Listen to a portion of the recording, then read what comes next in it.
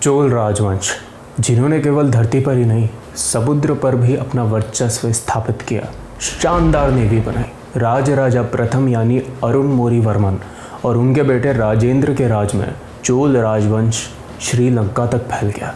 और केवल श्रीलंका ही नहीं, मलेशिया, इंडोनेशिया, वियतनाम, सिंगापुर जैसे देश भी चोल राजवंश के इन्फ्लुएंस में आ गए।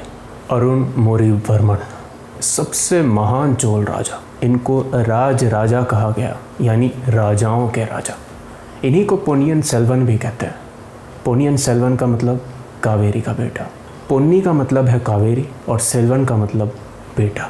दोस्तों, Ponniyin Selvan film Indian author कल्कि कृष्णमूर्ति जी की 1950 के दशक में 5 भागों में पब्लिश की गई best seller novel Ponniyin Selvan पर आधारित है।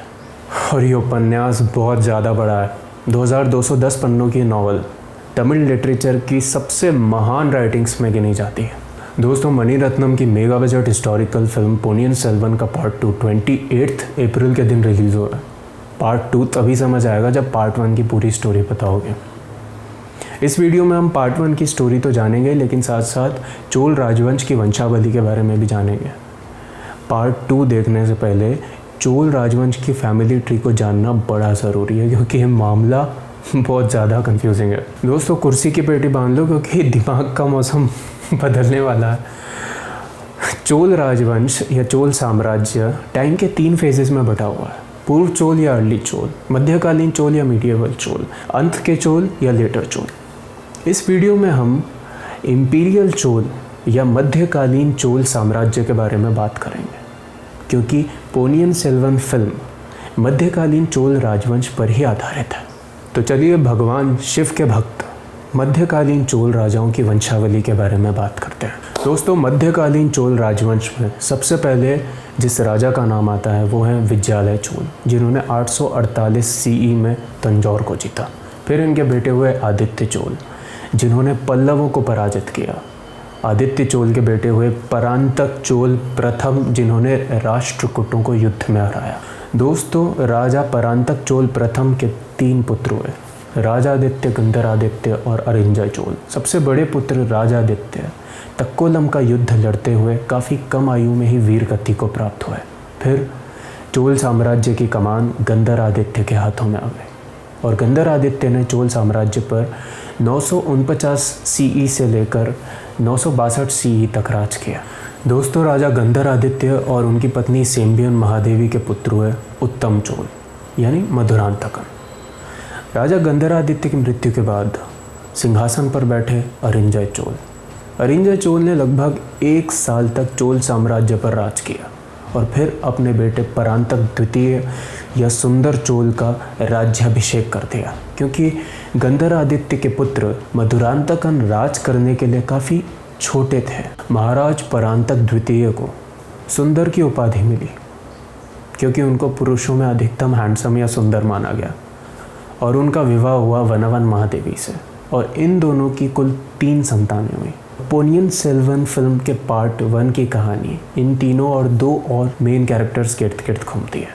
सबसे बड़े पुत्र आदित्य करिकालन, जिनका कैरेक्टर हमारे फेवरेट सुपरस्टार विक्रम ने प्ले किया है।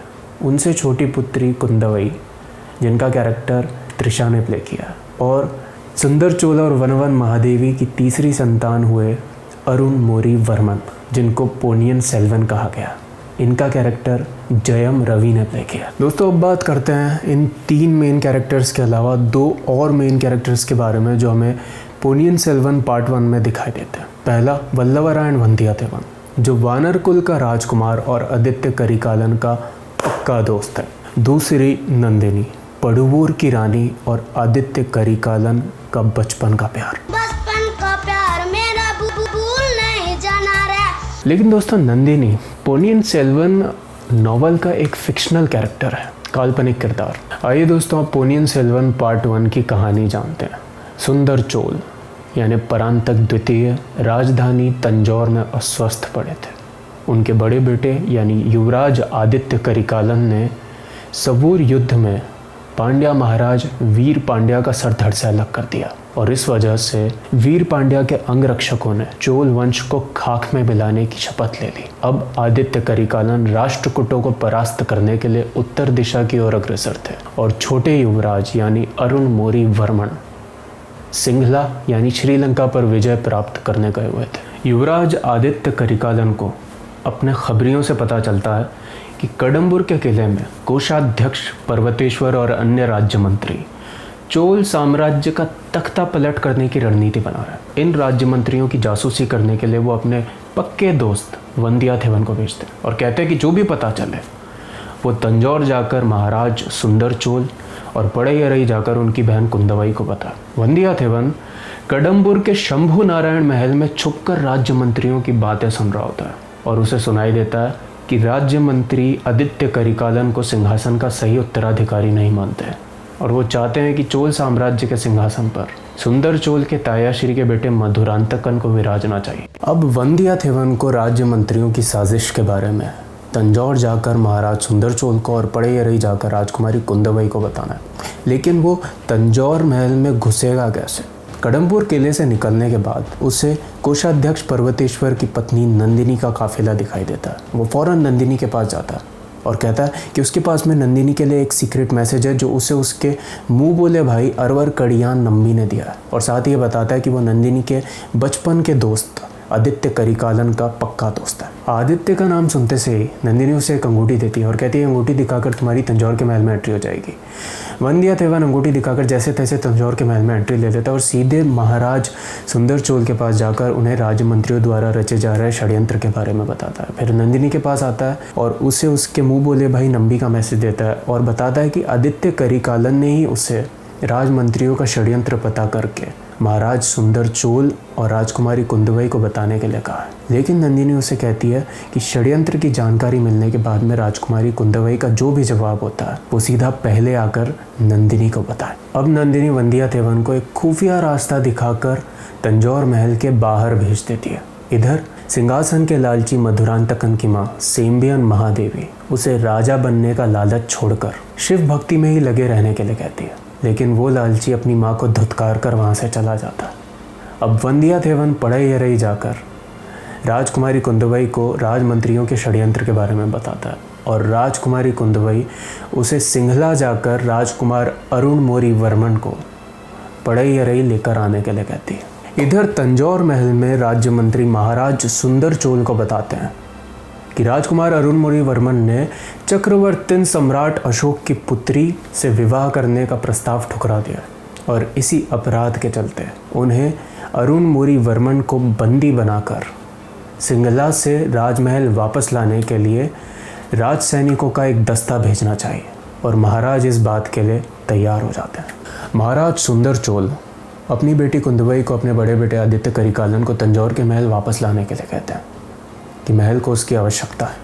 कुंदवई कांची जाती है और आदित्य करिकालन को समझाने की कोशिश करती है कि उसने नंदिनी को तंजौर से बाहर इसलिए निकलवाया था क्योंकि वो एक अनाथ थी और एक अनाथ तंजौर की रानी नहीं बन सकती थी। लेकिन आदित्य करिकालन उस पर इल्ज़ाम लगाता है कि वो नंदिनी की खूबसूरती से जलती थी, ईर्ष्या करती थी, इसलिए उसने नंदिनी को तंजौर के बाहर भिजवाया था। और आदित्य कहता है कि उसने उसे नंदिनी से दूर करके उसे बर्बाद कर दिया और वो तंजौर लौटने से मना कर देता है। सिंघला या श्रीलंका में युवराज अरुण मोरी वर्मन यानी कि पोनियन सेल्वन लंका राज महिंद को युद्ध में परास्त कर देते हैं।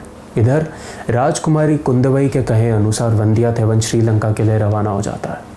समुद्र कुमारी उसे अपनी नौका में समुद्र पार कराती है और वंदियाथेवन को समुद्र कुमारी के मन में युवराज अरुण मोरी वर्मन के लिए प्रेम दिखाई देता है। श्रीलंका पहुंचकर वंदियाथेवन युवराज अरुण मोरी वर्मन को राजमंत्रियों द्वारा रचे जा रहे षड्यंत्र के बारे में बताता है और वो उनसे पड़ैयारई चलने के लिए प्रार्थना करता है।